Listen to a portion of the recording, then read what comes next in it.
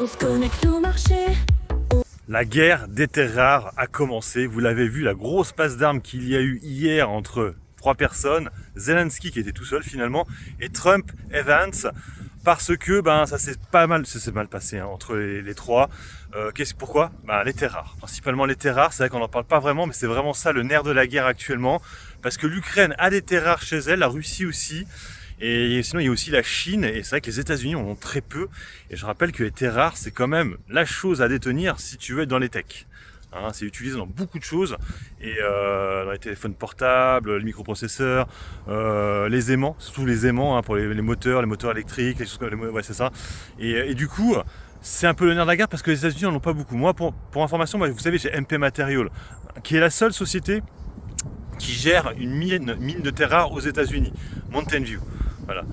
Mais c'est tout. Voilà. Il n'y a que ça. Moi j'ai pris ça en mode spéculatif en me disant ils vont essayer de tirer du truc, mais bon, ça peut être comme une plata chez nous en France. Mais bon, c'est spéculatif, c'est vrai que j'ai pas mis une grosse somme dessus. Mais sinon, les États-Unis en ont pas et ils le savent. Ils le savent qu'ils en ont pas et du coup ils sont un petit peu coincés. Et du coup ils essayent de récupérer. C'est pour ça que rappelez-vous, il y a eu l'histoire du Groenland dernièrement, où Trump voulait récupérer le Groenland. Et du coup, vous en doutez bien, pourquoi il veut récupérer le Groenland? Parce qu'il y a des terres rares dedans. Et l'Ukraine, c'est pareil en fait. L'Ukraine a des terres rares, comme la Russie. Je pense qu'il a dû négocier avec Poutine en disant je vous apporte la fin de la guerre. Et du coup, vous me donnez un petit peu de vos terres rares. Et je vais essayer de négocier du coup avec l'Ukraine aussi pour qu'il m'en passe un petit peu. Il faut savoir que l'Ukraine, les États-Unis ont versé énormément d'argent pour cette guerre. Alors c'est vrai que c'était sous l'administration de Biden. C'est vrai que Trump, lui, n'a rien dépensé entre nous. Et il y a aussi l'Europe qui a dépensé beaucoup d'argent. Donc là, maintenant, on va voir la réponse de l'Europe. Parce qu'en tout cas, Trump lui a dit non, c'est niet. Moi, je continue pas votre guerre. Parce que c'est la guerre de Zelensky. Alors je rappelle en fait ce qui se passe, c'est que Zelensky veut absolument gagner la guerre. En gros, c'est ça. Il veut pas que ce soit, il veut pas avoir de négociation. Il veut gagner la guerre. Trump, lui, n'en a rien à foutre en fait. Lui, il veut juste que ça s'arrête cette connerie. C'est un peu l'idée qu'il a voulu montrer là pendant ce truc. En plus, c'est assez rare. Normalement, ces débats-là, on ne les voit pas à l'écran. C'est la première fois qu'on voit ce genre d'embrouille à l'écran, et c'est vrai que c'était assez impressionnant.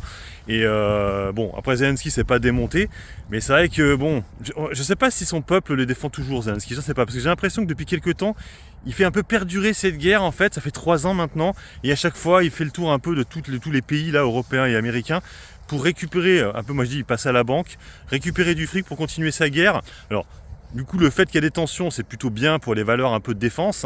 Rheinmetall, Dassault Aviation, Thales aussi. Mais on pourrait aussi avoir un coup d'éclat et que du coup, ça s'arrête d'un coup et là, ça les ferait chuter. Mais pour l'instant, en tout cas, on est toujours dans de très grosses tensions. Donc c'est vrai que pour l'instant, là, chez du Thales, du Dassault Aviation, c'est toujours d'actualité, j'ai envie de vous dire. On va voir la réponse européenne qui va arriver bientôt. Mais surtout, voilà, il faut bien vous notiez que c'est vraiment les terres rares qui sont en jeu sur cette guerre-là. Parce qu'effectivement, les États-Unis en ont très peu. Et les pays qui en ont le plus, c'est malheureusement la Chine pour eux, qui sont un peu leurs concurrents directs, la Russie, l'Ukraine, et puis il y a aussi, pour le coup, peut-être que ça peut être pas mal pour eux, l'Australie aussi, qui en ont des terres rares aussi. Voilà, donc la guerre des terres rares, en tout cas pour l'instant, c'est très chaud, très chaud. Donc on verra déjà le temps du week-end, et puis on verra la semaine prochaine ce qui se passe. Il y a aussi du coup Palantir qui pourrait peut-être un peu remonter.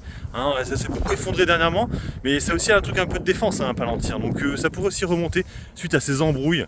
Donc on verra. En tout cas hier c'est remonté légèrement, mais c'était pas dingo. Pour l'instant, je suis toujours en plus-value sur Palantir, mais c'est vrai que par rapport à ma plus-value de 90%, je suis revenu sur une plus-value de seulement 30% maintenant. Mais je reste confiant sur le dossier. Je vais l'attraper à la baisse. J'avais pas pris une grosse position dessus, donc c'est pour ça que c'est pas gênant. Voilà, donc la guerre des terres rares, on verra l'épisode 2 la semaine prochaine, je pense. Allez, sur ce, moi je vous laisse. Bon investissement, bon trade. Ciao, ciao.